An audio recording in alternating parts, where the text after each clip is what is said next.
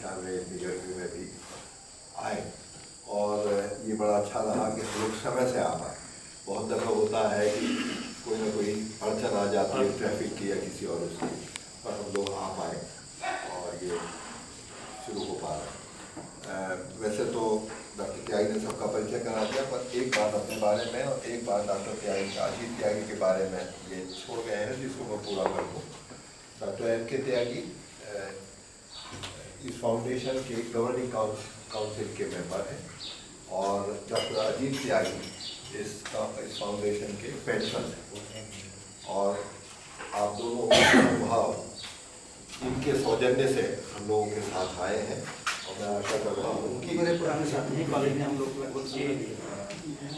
और मैं आशा करता हूँ कि ये जो इन्होंने अपना योगदान दिया है वो फाउंडेशन के लिए भी और आपके लिए अच्छा रहे। ये फाउंडेशन अब करीब 20 साल से काम करती आ रही है। ये नो प्रॉफिट नो लॉस के बेसिस पर काम करती है, इसलिए जो कुछ भी हम आयोजन कर पाए हैं वो आपकी मदद से ही कर पाए हैं। हम कोई अलग से इसका बंदोबस्त नहीं कर पाए, मगर ये एक अच्छा सहयोग है कि इस फाउंडेशन में ऐसे काबिल लोग जुड़ते जा रहे हैं जो कि न सिर्फ अपने अपने क्षेत्र में जाने माने थे, बल्कि उनको इस गांव से इस गांव से गांव के जीवन से, गांव के कार्यकलापों से लगाव और उन्होंने ये सोचा कि हम जिस क्षेत्र में कोई जानकारी रखते हैं वो आपके लिए उपयोगी हो, इसके लिए हम आपके साथ आए, बैठे, बात करें। कि आप जानते हैं इसका अखबारों में, टीवी पे चर्चा है कि मौसम बदल रहा है और इसके बदलने को रोकना बहुत ही कठिन है।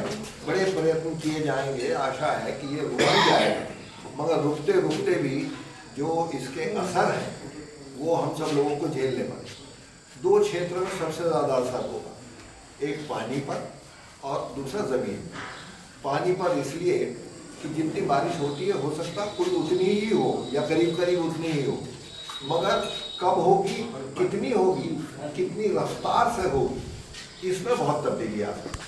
बहुत तेज़ी से, जिसे यहाँ की भाषा में दोगुना कहते हैं, वो अगर पड़ेगा तो फसल पर और ज़मीन पर जो असर होता है वो दूसरा होगा, और जब बौछार होगी तो दूसरा असर होगा।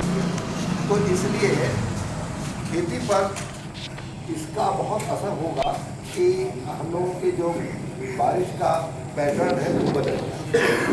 दूसरा ये कि ज़मीन अगर ऊंची नीची है और तेज़ अचानक बारिश है तो उसके ऊपर से जो उसकी ऊपरी चीज़ है, मिट्टी है, खाद है, वो सब बह के जा सकता है। इसलिए उसे रोकने का प्रबंध होना चाहिए। तो मौसम बदलने का सिर्फ यही नहीं कि बारिश तेज आएगी, मौसम बदलने का ये भी असर हो सकता है, जैसा इस साल कहा जा रहा है कि कुछ बारिश कम हो, 88% होगी औसत, तो सूखा वाला हाल ही हो सकता। तो सूखे वाले हाल में जो फसल है वो सताई जा सकती है। तो ऐसे में एग्रीकल्चर के ये एक्सपर्ट्स आपको बहुत अच्छी राय दे सकते हैं कि अगर सूखा हो तो आप कौन सी फसल चुनें, और अगर ये उम्मीद हो कि ज़्यादा बारिश होगी तो आप कौन सी फसल चुनें। इसके अलावा आप खेत की बनावट कैसी रखें ताकि पानी जो है वो आपकी मिट्टी को ना बहाने जाए, बल्कि पानी ज़मीन में जाए। हम लोग यहाँ पर ट्यूबवेल से सिंचाई करते हैं और नीचे का पानी को लेते हैं, और अगर उसको हम वापस उसमें ज़मीन में न भेजें तो जो शहरों में बुरा हाल है वो गांव में भी होगा। और बहुत से क्षेत्र तो ऐसे हैं जहाँ पे ये बुरा हाल पहले से होने लगा कि नीचे का स्तर नीचे चलता चला जा रहा है, जो अब तक के ट्यूबवेल है वो बेकार हो रहे हैं, ये सब परेशानियाँ साथ हैं। इन सब के साथ साथ एक और चीज़ है, ये बायोडाइवर्सिटी जैव विविधता कहते हैं, ये दोनों नाम नए हैं, पर सीधी सी बात ये है कि तरह तरह के जीव जंतु, वो चिड़िया से लेकर और इंसेक्ट के लिए कीड़े तक, सब इनमें गिनती में आते हैं। ये जितने इनकी मौसम की वो होगी सख्ती, उसमें इनके ऊपर भी प्रभाव है और उसमें उन्हें संरक्षण के लिए ऐसे हालत चाहिए जो कि किसान उन्हें दे सकता है। तो आप जैव विविधता को बनाए रख सकें, आप अपनी फसल अच्छी रख सकें, आप ऐसी फसल चुनें जो कि उस